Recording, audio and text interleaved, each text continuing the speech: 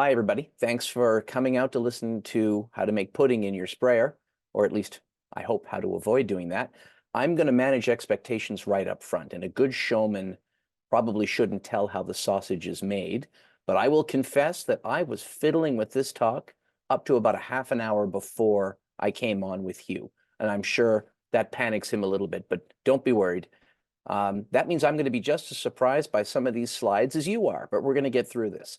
The other expectation I want to manage is if you're hoping to ask me questions about 5 specific pesticides and your local water conditions, don't. I won't be able to help you with something that specific. I can help with generics on formulations and mixing order and things like that. But if you're going to rattle off trade names and rates, it's out of my depth. However, I will encourage you to always consult your labels and always consult the people that are selling you the products. And if that's all that you remember from this entire talk, that's cool with me. So let's dig right into it. Pesticide tank mixes, how to get it right. So I'll start by thanking Mike Cobra, who's my buddy and my colleague. A few years ago, Mike, who's our field crop weed specialist with the Ministry of Ag, he and I were getting a lot of tank mix questions as well, a lot of compatibility issues.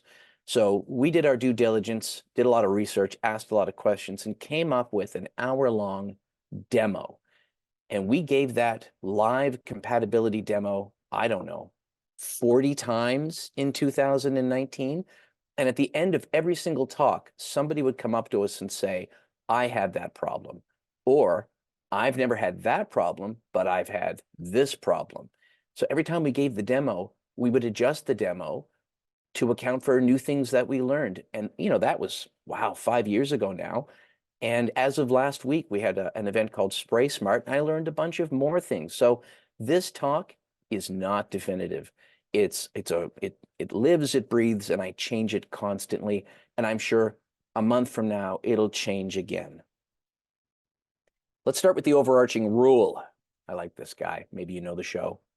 The rule for mixing pesticides in Canada: no person shall use a pest control product in any way that's inconsistent with the directions on the label. And that's our Pest Control Products Act. So the first thing you need to do is make sure what you're doing is legal. Let's start with tank mixing and labels. What is tank mixing?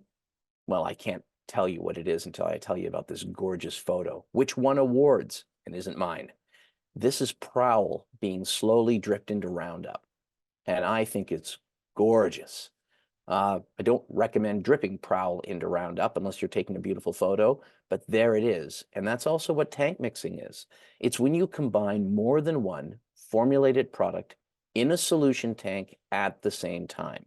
That could be a tank on your sprayer. That could be a hot loading mixing vat. Anytime that you add more than one formulated product together with the intent of spraying it, you're tank mixing. Why would you do such a thing? Well, efficiency. Why would you pass through a field 6 times if you could throw 6 things in the tank and pass once? It reduces compaction. It saves physical damage. I know you guys are low bush blueberry, but here in Southern Ontario, it's high bush blueberry, and they're very delicate. Every time you drive past and brush your sprayer up against those bushes, you damage the berries. So any way you can avoid passes through the field or through the operation, how can that be a bad thing? It's also great for resistance management. By using multiple modes of action, you can help prevent resistance. Or if you have a burgeoning resistance problem, maybe you can get control of it by using different modes of action at the same time. And improve performance right on the label. A lot of products will say, add this adjuvant or combine with this product. And they say that because that will help the product work better. And the reason it's not already in the jug is because they just ran out of room in the jug, or they couldn't formulate it, or some other concern. But when the label asks you to do something, to add a product, then you do it. It can improve the spray quality, that's the droplet size, or how it interacts with the crop that you're trying to spray. It can increase the potency of the product, make it work better. It can reduce drift, one of the utility factors.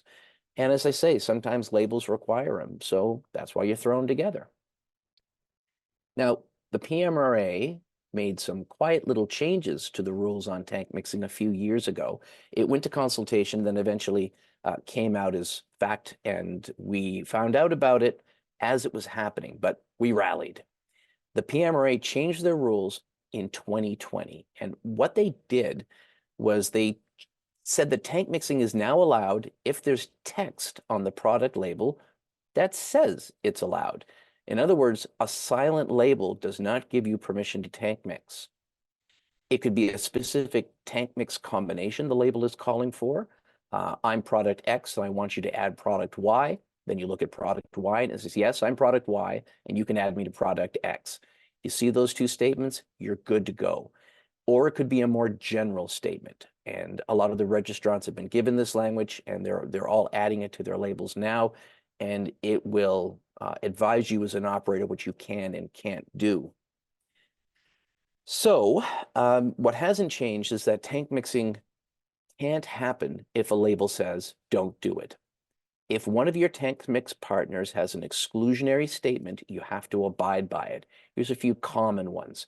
Do not mix or apply this product with any other additive, pesticide, or fertilizer except as specifically recommended on the label. It's pretty specific. Maybe it actually names the name of that product, or maybe it's something a little more generic, like an adjuvant, like an NIS. If there are no directions on the label, i.e. if it's silent, like I said, we used to be able to mix them, but now you can't. That general label statement, they didn't do this in a vacuum. The PMRA did this in order to give flexibility. And I think they did it to ensure that the registrants were clear about what was permitted and what wasn't. It doesn't fall to the grower to experiment with tank mixes. The label now has clearer language about what does and doesn't work. They also gathered up all that mixing information, which tended to be spread all over the label, and put it and consolidated it in one spot. Also, there was a prohibition against using fertilizer as a carrier, and now it's an optional component within that statement. So adjuvants, they're a little fuzzy. I've asked this question, and I've always got a fluffy answer, but here's the best I can manage. The rules for adjuvants are the same as they've always been, or at least since 2009. Adjuvants aren't actually included under the new guidance document, even though they have registration numbers. So what you do there is the label for at least one tank mix partner has to say you need an adjuvant or a style of adjuvant. And then only adjuvants registered for your crop are permitted. So it can't say throw in a crop oil, and then you get a crop oil, and that crop oil isn't registered for your crop. You can't throw it on. But if it says get a crop oil, and your crop oil is registered for your crop, go mad. When does all this happen? Like, have you been off label for the last couple of years? And the answer is no. As of December this year, all the registrants have to have their labels updated. Either they put that generic statement saying, do what you want, or they put specific guidance. In other words, you're still good to go. You're not being held to this until next year. So when you order your products this year for 2025, be thinking about which tank mixes are permitted and which aren't. How do you know? How do you know? You're going to start tearing labels off of jugs? I can't read that print. Maybe you can. It's not a very efficient way to find tank mix information. So what I like to say to people is go online. The PMRA has a label search website. You can find it. It's a massive HTTP, but if you type in PMRA label search website, you'll find it. And here's the trick.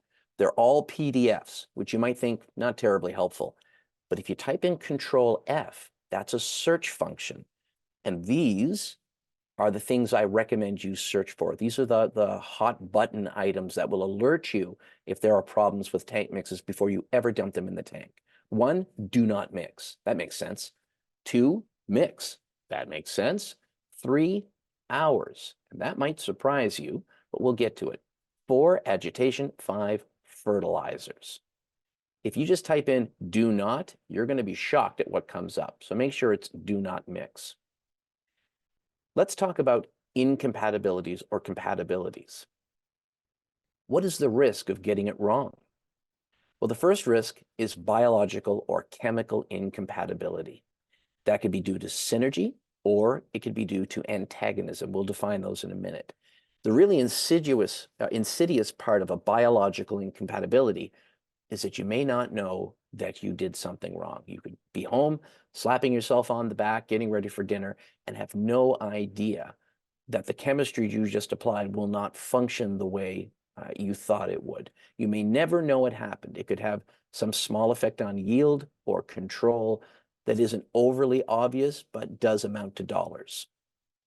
The ones you tend to find out about right away are the physical incompatibilities, like this delightful gooey picture I have in the background.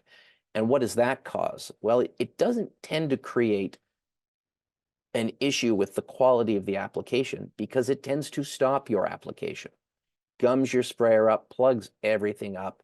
You shouldn't ever have to clean your sprayer out with a shovel, but I've seen it. And ultimately that costs you in downtime. So massive productivity hit if you have to stop to deal with a completely sludgy sprayer. We'll dig in a little deeper. What do I mean by synergy? This is one of those sneaky ones. If you have two products, two actives, and we're going to use a lot of herbicide examples here, but that's okay. It works for all products. You could inadvertently increase in the potency of that. It could actually function as if you had laid a higher dose down than you actually did. And even if your plant has traits that will protect it from being damaged, you could end up harming the very plants you're trying to protect. One of the wild things that can happen is in the case of two herbicides where neither one in and of itself could be damaging, when you put them both together, they may increase the crop retention or uptake, essentially making it hotter than was intended. Another wild one, particularly for herbicides, is overwhelming crop metabolism. If you've already begun to tire the crop out, it's trying to metabolize a herbicide, and then you throw another one on top, it taps out, and you'll end up burning it with something that shouldn't have burned it on its own. Antagonism is the other way around. This is the sneaky one. This reduces your potency. Here's a good example. It's a classic. Your water pH. It can change how long a product is efficacious. Captan is the classic example. If you put Captan in water that's around pH 5, you're good to go for 32 hours. That is just as hot the hour you mixed it as it is a day later. If you're at pH 8, your half-life is 10 minutes. In other words, the dose or the efficacy drops by half every 10 minutes. And we've had lots of questions. Why didn't this product work? It worked for my neighbor. Look at the water quality and you get your answer. You can also have actives get tied up inadvertently. Another classic example is Roundup, glyphosate. When glyphosate functions, it likes to attach to cationic or positively charged things.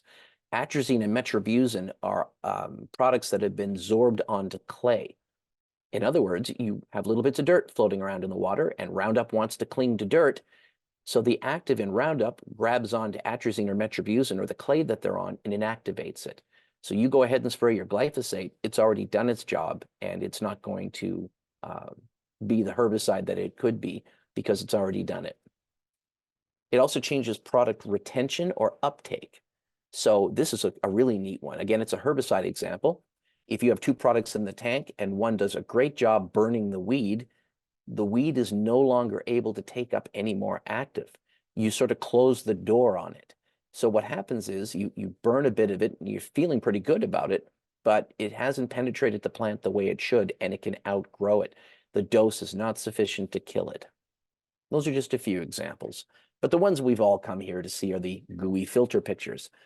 Physical incompatibility. It just seems to be an endless array of these sloppy sprayers, and people don't seem to do this. I've had rooms of 100 people, does anyone cause this trouble? And nobody raises a hand. And then I change the question, does anyone have a neighbor that's caused this trouble? And it seems everyone's got a story. If you're using ECs, emulsifiable concentrates, that's a liquid formulation. The big lookout on that one is it can turn to mayonnaise. It can solidify. It can become pastes or gels. And not only does that plug your filters up, that can also plug your plumbing completely. And as I mentioned earlier, the only way to get rid of it is physically. You're scraping, you're pulling a pig through it. I love that. It turns out pulling a pig through something means tying a rag to a wire or a string and hauling it through a pipe. It's a plumber term. The first time someone used it, I laughed and then discovered it's a real thing. But ultimately, it causes expensive delays. And now you have a problem of dealing with however many liters of goo. How do you get rid of that safely? Wettable powders and dry flowables, we use a lot of those in hort.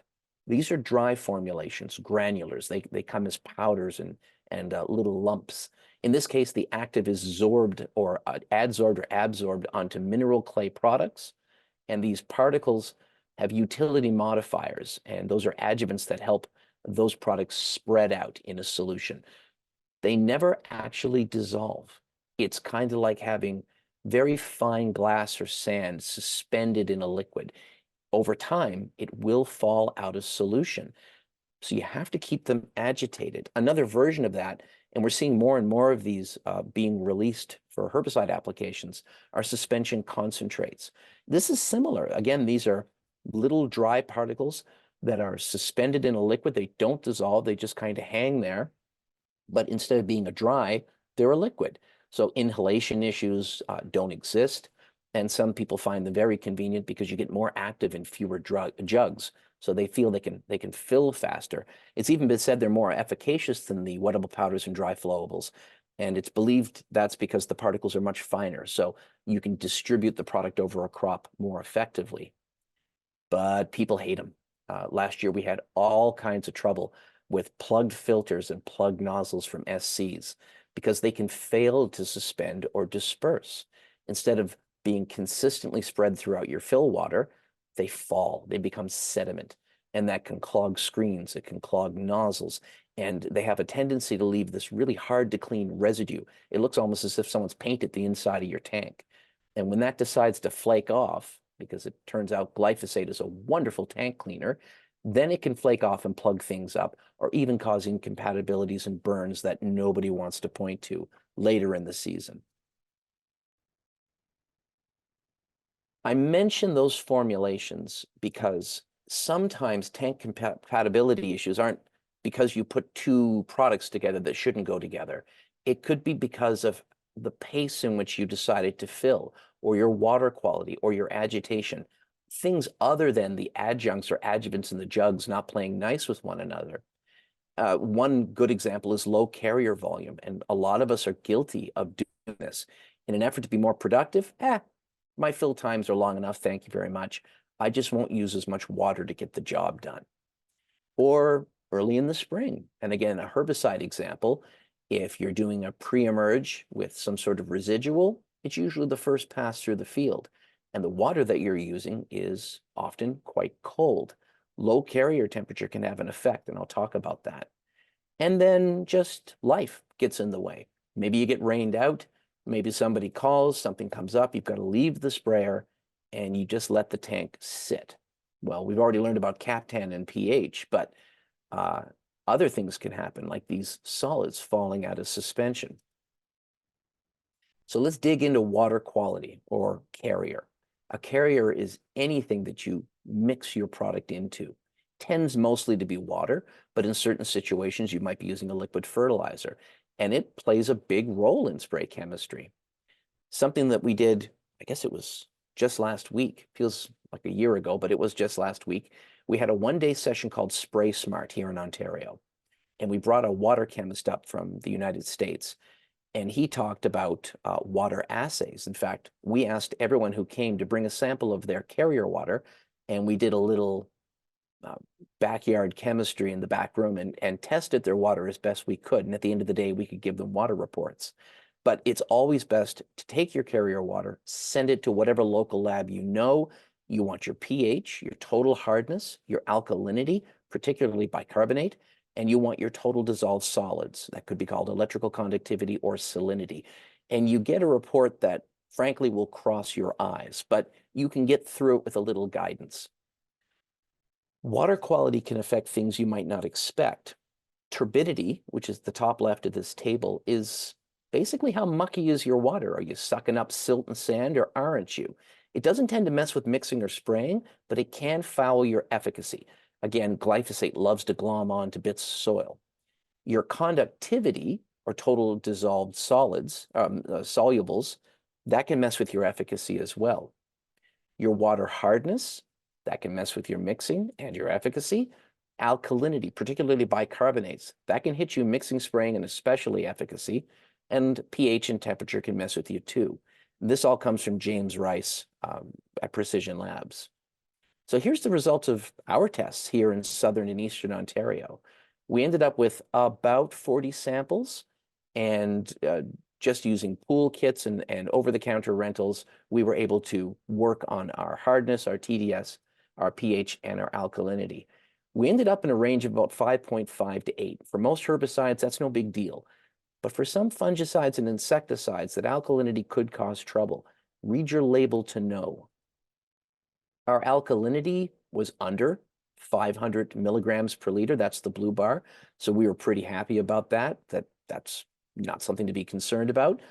Our total dissolved, well, that was a bit high. And your total dissolved is a measure of all the ions in the water. You don't actually know which ones are contributing to the number. So you tend to have to go a little further, and that's when something like water hardness becomes an issue. And thankfully, we were under the 600 parts per million. Now, these are averages. We had some guys that were at like 1,300 parts per million water hardness. Southern Ontario has some pretty hard water. So for people like that, they'd have to add AMS or something else to soften that water. We've even had people talk about running things through water softeners, but I don't know who can run that much water that quickly. When you're filling, one of the most important things to recognize is that your tank should be half full of water before you start. And this is where some guys will just tune right out. If my tank's half full of water before I start, I'm not going to be able to add product fast enough before the sprayer is full. And I recognize that that's a trick. It's not every product that requires the half full tank, but it does help with dispersion and the dissolving of the products. If you don't have the water there to break it up, it's going to essentially be just like it was in the jug or the bag. For example, Zidua, it doesn't just want you to use half a tank of water. It wants you to use a minimum concentration as well. Some herbicides like glyphosate might go on at 5 gallons per acre or 50 liters per hectare, but you'll get better efficacy for the rest if you use higher water volumes, and you'll have better mixing as well. For people using fertilizer, for weed and feed applications, for example, either 32 or 28, that's not water. That's a highly concentrated salt solution. So a way to think of it is it already has stuff dissolved in it. There's not a lot of free water there to disperse or distribute or dissolve the products you're putting in, which is why if you're using fertilizer as a carrier, you don't start with half a tank, you start with 3/4. And the Zidua label again recognizes that and says for this one, you want to use more than 15 gallons per acre. You don't want a highly concentrated product because it won't dissolve or function. We did this ourselves. We grabbed Sencor 75DF, a dry flowable, and I sacrificed a red t-shirt, and we mixed Sencor at 20 gallons an acre or 200 liters per hectare, at 10 and at 5. And then when we thought it was fully dissolved, we poured it through this red t-shirt through a funnel, and you can see what got left behind. So using higher ratios of carrier to product will help you dissolve and disperse product better, particularly the dry flowables and the suspension concentrates. And temperature matters. I mentioned this earlier. We got our fill water at 15 degrees Celsius, seemed reasonable for the spring. 15 degrees Celsius, and we got it at 5, which represented pretty cold spring water. And you can see that we mixed them exactly the same way, pulled them through the t-shirt, and look what was left behind. It's just like trying to dissolve sugar in tea. You dump sugar into cold water or cold tea, it's not going to dissolve. You dump it into hot tea, it will dissolve. Now, we had some pushback when we did that. Some of the registrants who saw us do the demo said, yeah, well, we have compatibility agents and mix agents. WeatherMax, for example, a glyphosate product, says add Agro 90. So we said, okay. We got our fill water at about 18, 19 degrees on the left, and we mixed it and poured it through a coffee filter, which we then tore open, and you can see that on the left, and it went through just fine. We caught almost nothing in the filter. Then we went down to 3 or 4 degrees. Admittedly, that is pretty cold, and we caught like everything. We started to flood the filter. Then we added Agro 90 as suggested, and it did better. It did better, certainly better than just water on its own, but I still wouldn't want to see that clogging all my filters. So water temperature, leave more time for it to dissolve, and don't rely on compatibility agents to help you with that one. Agitation. This is not just how you feel when you've caused a tank mix issue. This is something that's critical to mixing correctly. We have to talk about pace and we have to talk about churn. One of the first tips you're going to hear is agitate between your additions, or you're going to interfere with the dispersion and mixing. This happens a lot with bigger operations that are just dumping into an induction or eduction bowl as fast as they can. And these products are mixing with each other before they ever get touched by water. And if that happens, they could coat one another or prevent each other from dispersing the way they were supposed to. In fact, you should leave like 2 minutes between additions for some of these products. Again, particularly for the dry flowables and the suspension products. Even when it looks like it's dissolved, it may not have been dissolved. And if you dump the next one in on top, you can coat it and prevent it from distributing the way it should, and it'll fall right out of suspension. As for agitation, there's a sweet spot. If you get the sprayer churning too much when it's not full enough, you can cause a lot of foam. If you don't have enough churn, you're not going to mechanically separate those products and introduce them to water at a pace that you should. So the kind of rule of thumb for anyone that cooks, you don't want a rolling boil. You just want to simmer. So look in the tank, fill it with half with water and have a look. See what your agitation is actually doing. Foam is bad for lots of reasons. One of the big reasons is it actually acts like too little carrier. Let's say that you get a foaming tank and you've added a product that's gotten trapped in that layer of foam. It behaves as if you didn't put enough carrier in there. The outside will get a little water and then harden off, and it won't allow the inside to absorb any more water. It'll stay as a big clump and fall. Or, you're going to have a foam over. That's no fun either. This tends to be from over-agitation. If you've got the paddles going too fast or you're introducing too much air with the jets at the bottom, you're going to get an overflow, which is why a lot of sprayers will allow you to adjust the degree of agitation during the fill. What that can cause is a filthy mess. It can separate and grab some of your product, which we mentioned. But if you start spraying and you haven't opened and you don't realize there's foam in there, you can suck a big clump of foam into your pump. That breaks pump suction, and then you're not spraying anymore. If the product separates in a strange way, you could end up with more active in the foam than you do in the liquid, and your application becomes non-uniform. You could be spraying, sucking from the bottom of your tank at the sump. You could be spraying whatever's in the water, and then you spray whatever's in the foam. Those could be two entirely different doses. And it happens. We've all done it. I've done it myself. On the left, we were doing a dicamba trial. I had the agitation up too high. The tank wasn't completely full. We were in a rush. I started dumping the dicamba in, and boom, foam over. Now a big filthy mess to deal with. And of course, we don't know how much product's left in the tank. So it was for a trial. We had to start all over again. One clever dude, thanks to Twitter, sent me this picture. I thought it was really smart. I don't know how often this poor guy's doing foam overs that he needed to come up with this, but he did. He puts a jug under the foam over line on his sprayer, and he's got a little micromatic fitting on there. So whatever pours over the edge, it doesn't end up as point source contamination or a loss of product. He just collects it all. And then when it settles, he uses this fitting and pumps it back into the tank.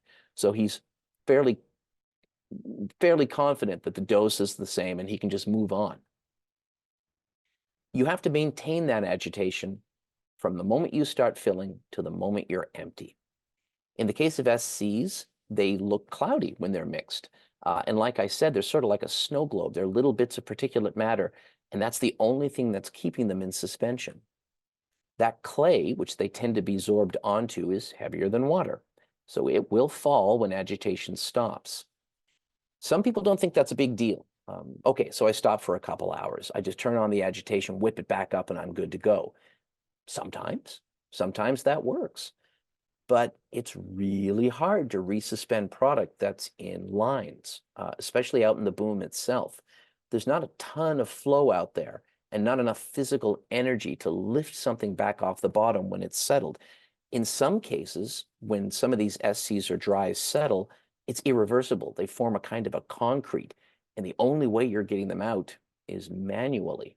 So I'll go back to Mike Cobra and all the demos that we did. We mixed a couple of products to demonstrate this. We did Marksman and Valterra, and we let them sit overnight. We had a bunch of these, and we would trot them out for each demo.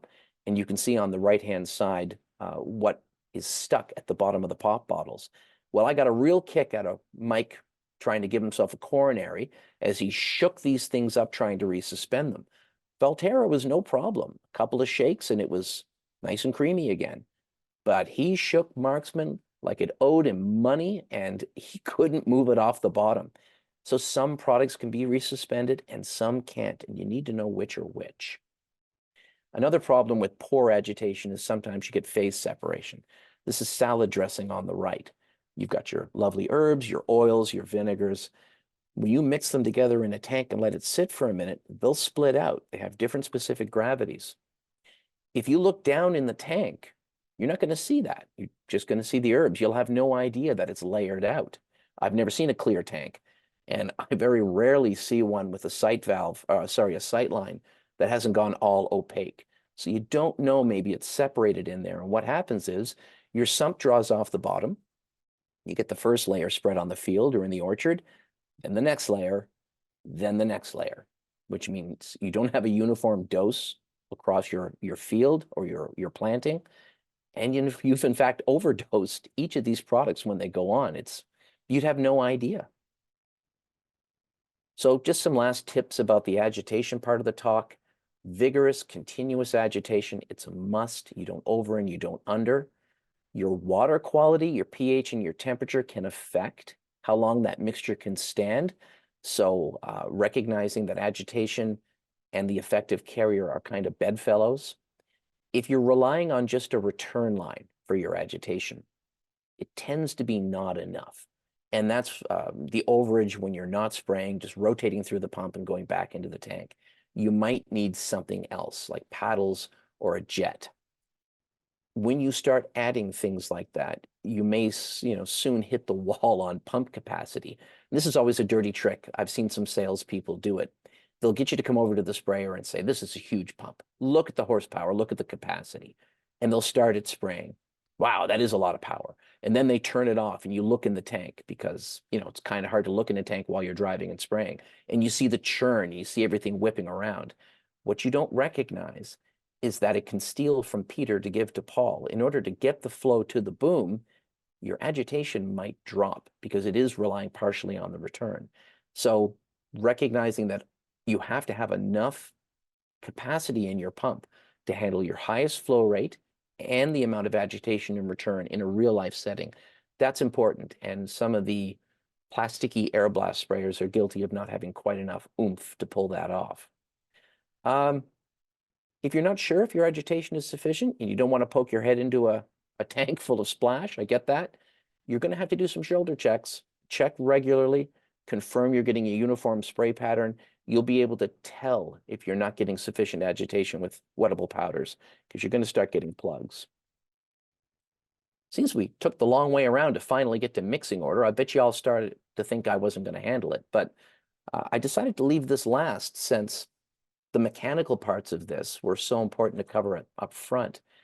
It's real. Physical incompatibility and poor sprayer sanitization together can lead to residue buildup. I decided not to talk about cleaning in this one. It's just too much. But I should say that before you start filling your sprayer, the idea is that there's no residue left behind from the last application. You can actually cause incompatibility issues just from the residue from the last application. So sprayer sanitization is the unspoken part of all this. I'm assuming that it's clean when you start. If you don't get it right, if the agitation's bad, if the products don't react correctly with one another, they tend to get sticky. Particularly to plastic and rubber lines, they can adsorb or absorb into them. And after multiple applications, they may just cling there quite happily until they don't. Glyphosate's a wonderful tank cleaner. I've heard this said time and again. It not only changes the pH of your water, but it has a lot of adjuvants in it, stickers, spreaders, all sorts of utility adjuvants to help it function. And they can knock things off of tank walls pretty easily. Anyone that hasn't done a really thorough rinse of their sprayer after it's been winterized, even just for calcium carbonate from hard water, take your nozzles off, take your screens off, and blow a tank through it. You'll be amazed at what comes out when you thought you put it away clean.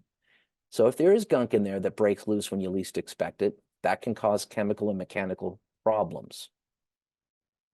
Mixing order can kind of prevent this from becoming a problem to begin with. Here's an example of just how extreme it can be. We did pretty good as a species getting rid of acid rain. We don't hear about acid rain in the news anymore, or at least not terribly often, and that's a good thing, yay us. But it turns out corn likes sulfur, and if you grow corn and you don't have enough sulfur as a micro, the corn's going to suffer. And for years, in Ontario anyway, we didn't have to add sulfur because acid rain. As soon as we clean that up, oh dear, we have to start adding sulfur. So complaints started coming in. Growers would do what's called a weed and feed. They would throw a fertilizer on their crop at the same time as they would want to put ATS or sulfur in and a herbicide. And they were creating bubble gum in their sprayers. So look on your left, that jug with a little stir pill at the bottom is ATS and UAN. That's your sulfur and your fertilizer in a 1-to-3 ratio. ATS first, UAN second. And no matter how fast we spun that or poked at it, we could not resuspend that solid. It was an irreversible chemical reaction, and it plugs everything. However, if we add ATS and UAN in a lesser ratio, in other words, more fertilizer and less sulfur, it got a bit better. We still had scum on the inside of the glass that wouldn't come out, but at least we knew it could get through filters and nozzles. The trick, though, oh, and I should mention this medium we have it in is a herbicide. The last one, we started with UAN, the fertilizer carrier, then we added our herbicide, then we added ATS. No problem. I know you see it sitting on the top, but it resuspended in a heartbeat. It became nice and creamy, no problem at all. So ATS last is kind of a standby for anyone putting micros, particularly sulfur, in their sprayers. Prehydration is another trick for compatibility and loading. This drives people crazy because in pursuit of productivity, they want to add as fast as possible. And I only just learned recently myself how some of these eductor or inductor bowls function. I guess I'm used to working with sprayers where you have an outside source. Maybe you're dumping water from overhead into an air blast sprayer, or you've got some sort of nurse tank set up where water is being pumped in from the outside. However, there are situations where growers fill right on the sprayer using this inductor tank. So the water that's used to slurp the product into the sprayer is in fact water from the tank. So we'll call that dirty water or contaminated water. And that is the same water that causes the rinse down of the bowl. All that to say, after you're done adding a product in there, if you'd like to chase it with clean water to prevent them reacting with one another in the bowl, you're kind of out of luck because the water itself is impregnated with whatever you put in before.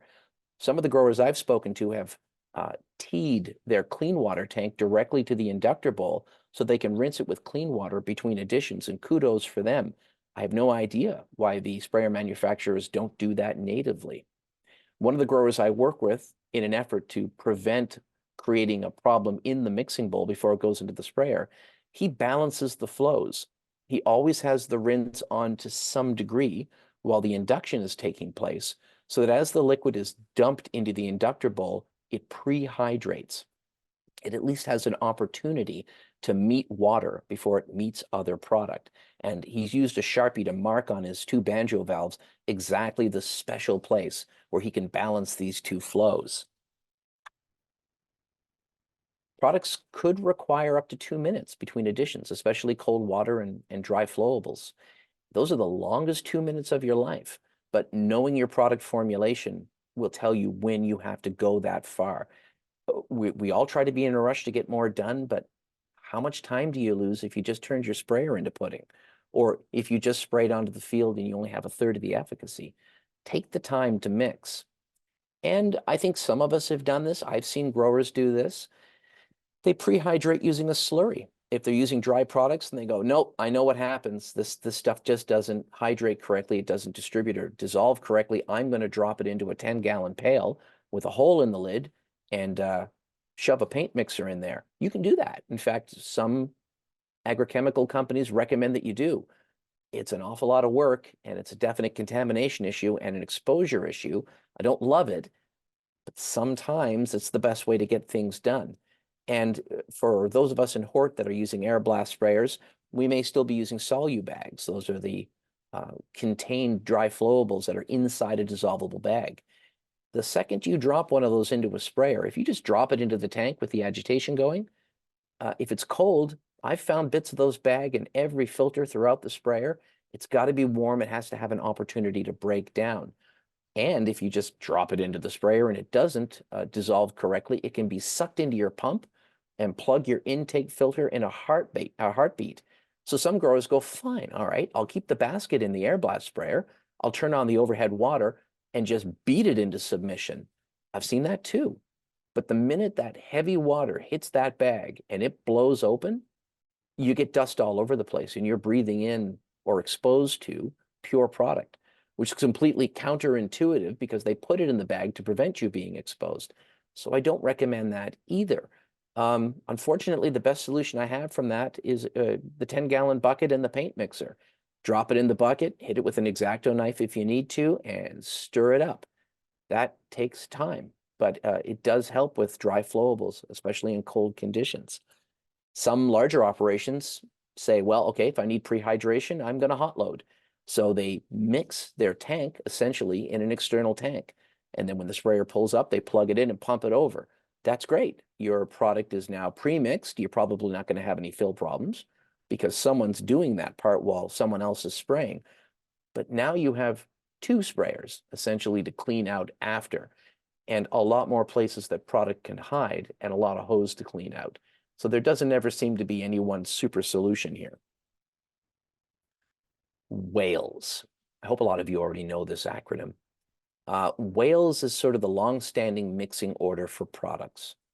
After you've tested your carrier and you've corrected for it if you've had to, you've got to decide on what product goes first.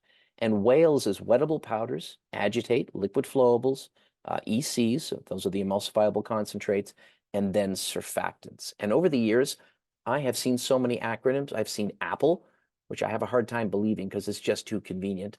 I've seen WAMLEGS, which is awkward, but is a more detailed way to consider what to put in first. But WALES isn't broken. I've talked to a lot of formulation chemists, and I've asked them, has today's chemistries changed the mixing order? And they say no. 95% of the time, unless you're doing something really wacky, they expect WALES to work. The only reason you would ever see something like WAMLEGS is if they elevate one of those categories, like the emulsifiable concentrates. There may actually be a sub-mixing order hidden under EC. Put this EC first and then put that EC. So I'm going to expand it for you. I'll lay it on you. This is being recorded, so you can go back and look at this later. First, you start with your water-soluble packages. And like I've been beating you with, allow them to dissolve, allow them to disperse. Then your wettable powders. Again, cold water. You might want to give a little time between additions. You might want to do a pre-slurry with those. Then your water dispersible granules, WDGs, WGs, and SGs. Give it a minute. Then your liquid flowables. This is your suspension concentrates, your suspo emulsions. I always trip on these words. Your CSs and your ZCs, they're all liquid flowables. Your dispersible concentrates, it's really just nuance that changes these formulations. They are all essentially something dry that's floating in a liquid. Then your emulsifiable concentrates. These are the creamy ones. They go next. Those are microemulsifiables. Those are oil dispersions. You never, ever, ever add an oil before you add a dry. If you do that, the dry falls through the oil, which kind of sits on top, and then the oil coats the dry, and then water's not getting through oil to get to your dry. So that's always a big no-no. Then things get a little weird.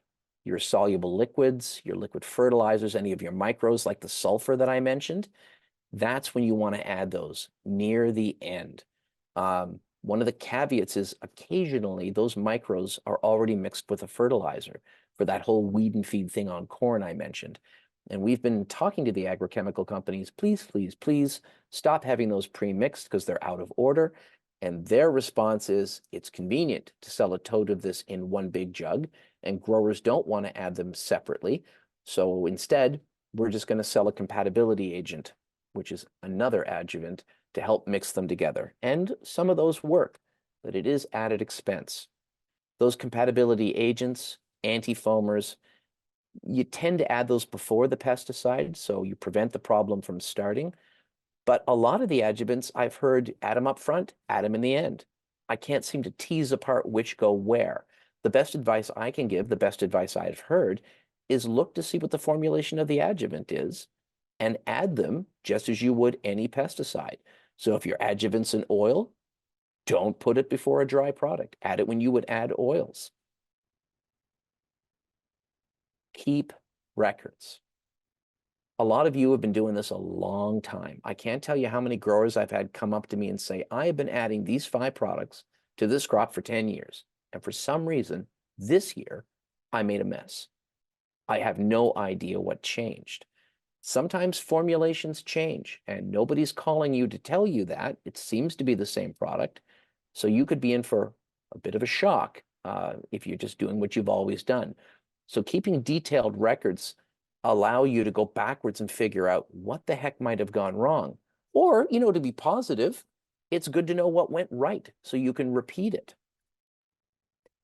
If something does go wrong and you're asked, it's just good practice to have something for traceability.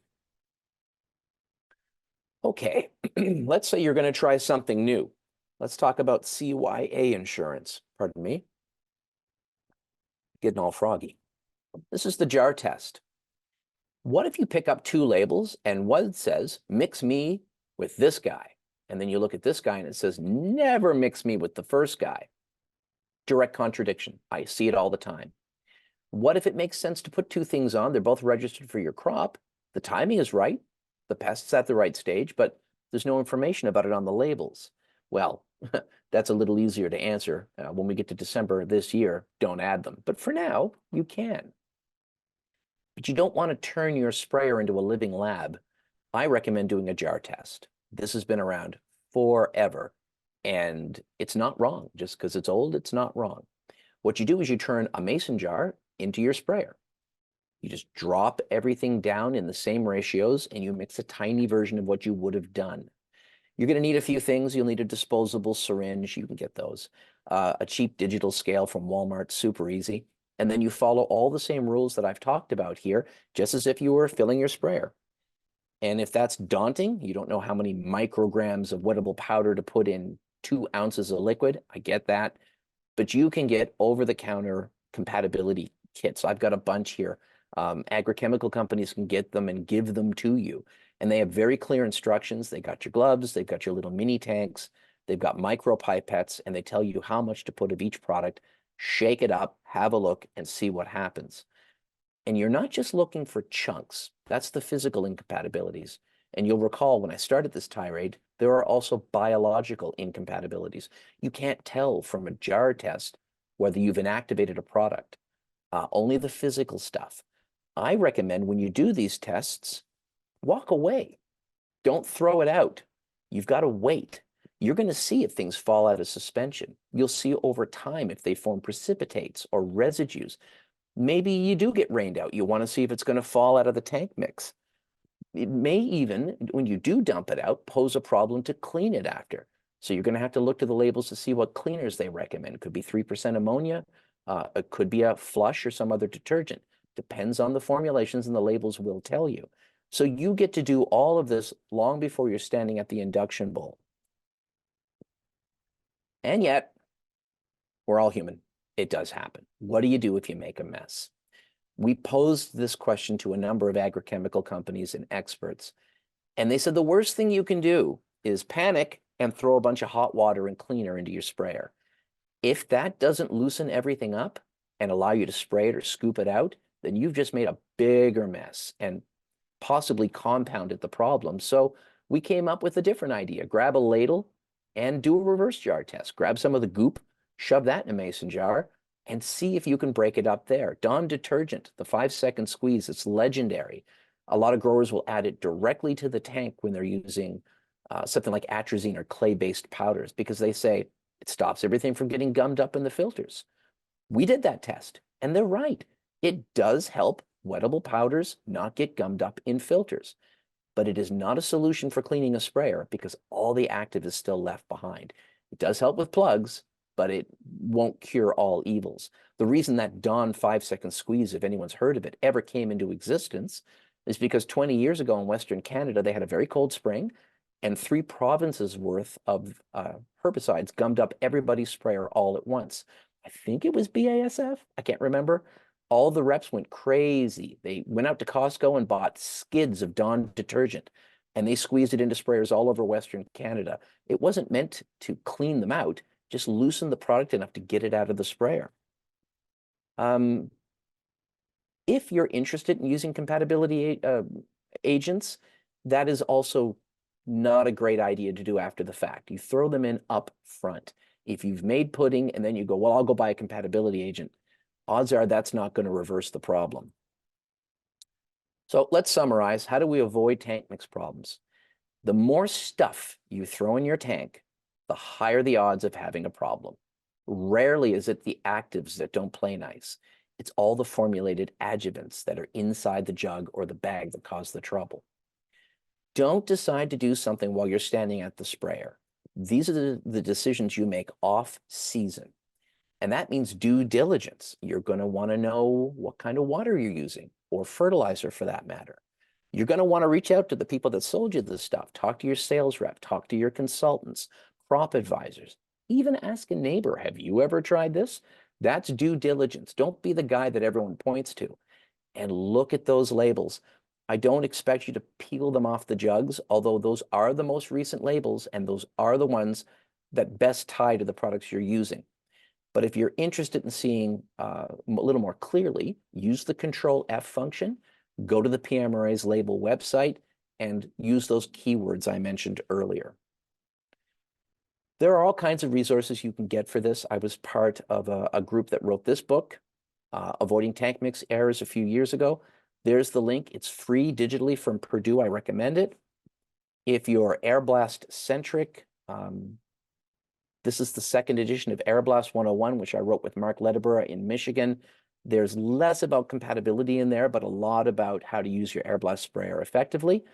And the online resource Sprayers 101 is always there for you. Type in a keyword and you'll come up with all kinds of things on water quality, mixing, compatibility, what to do if things go sideways. So I think that's 50 minutes, and I'll stop there. That's great. Thank you so much, Jason. A lot of great information for growers to test for the new season. Okay, so I don't think we have too much time to address the question, and I only have, again, so sorry, 2 questions now. So maybe we'll try to finish these 2 questions and then we can call it for the day. The first question is from this person is wondering about herbicides and adjuvants. So if you want to mix 2 herbicides and product A requires an NIS and product B requires a different adjuvant, how can this be done and what would you do? That's tough. If you go to Sprayers 101, where we talk about tank mixing, I have a list of common questions, Niels, that I can't pull to mind right now, but it's all written out there. Look up jar test as your keyword. In this case, you've hit 2 big whammies. They're adjuvants, which tend to slip around as far as rules are concerned, and you've got a label contradiction. In this case, I would say as long as each tank mix partner doesn't exclude that particular adjuvant, and as long as those adjuvants are registered for the crop in question, you should be okay. If this is like, I really recommend the jar tests for this. Ask the people that are selling the adjuvants. In the United States, they have their own governing body made up of the producers themselves who make sure their products work correctly. And they'll have clear information on the labels for well-known compatibility issues. But in Canada, these products are registered, so you can trust that those products will work effectively on the crop and do what they were supposed to do. Tank mix powders on labels, but often not for doing 3 products at once. All 3 have to play by the rules. None of the 3 can say, don't mix me with the other 2. And all 3 have to say, you can mix me with the other 2, either generically or specifically. And it's about to get tight. If the registrants don't meet the 2024 December deadline, then you have to assume they cannot mix. I would say talk to your distributor, talk to your ag chem rep, and say, this is a tank mix I use all the time. And right now, according to the new rules, I can't do it. What do I do? They'll have an answer for you. They're working on this right now. As for a good source for pesticide half-lives, this is another thing where it's going to be on the label. If it's a well-known compatibility issue with pH or something similar, it will say, don't do it. It's a pretty rare thing, if I'm honest, to have something completely denature really quickly. So that's why the Captan's always trotted out as the big example. We all know that one. But the manufacturers do know when something is critical like that, and it'll be in bold letters on the label. Question is, will it be under mixing, or will it be under clean out, or will it be somewhere weird hidden? That's why you have to use the search function. Okay.